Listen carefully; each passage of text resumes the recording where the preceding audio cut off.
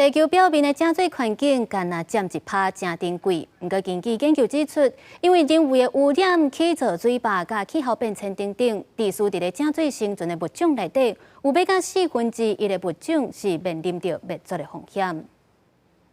河川、湖、池仔、甲溪流等等正水的环境是美丽的存在。人类伫享受正水资源的时阵，嘛伫开发。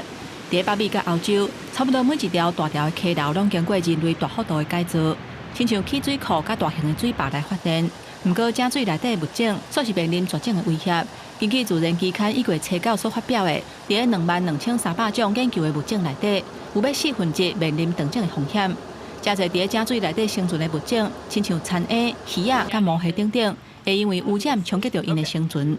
The levels of threat to freshwater species are very high, almost a quarter, 24% of species. Because of the nature of water, and its connectivity, a threat in one place is transferred both downstream with water flow, but also upstream with with migration of species, and so upstream threats can affect downstream habitats.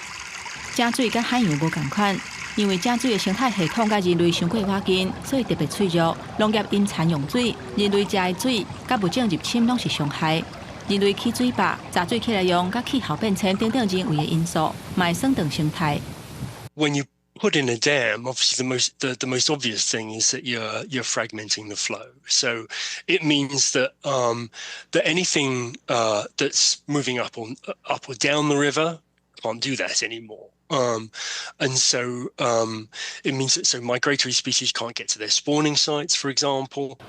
报告指出，物种面临断种的威胁，有超过一半方认为是受到污染，39%是因为人类起造水坝、烂炸水资源起来用，37%是因为使用土地方式改变甲农业的影响，28%是因为入侵物种甲疾病的影响。这项研究报告嘛显示，面对威胁的情形已经火烧目白毛。都要防止物种持续减少甲损失。公司新闻，林编译。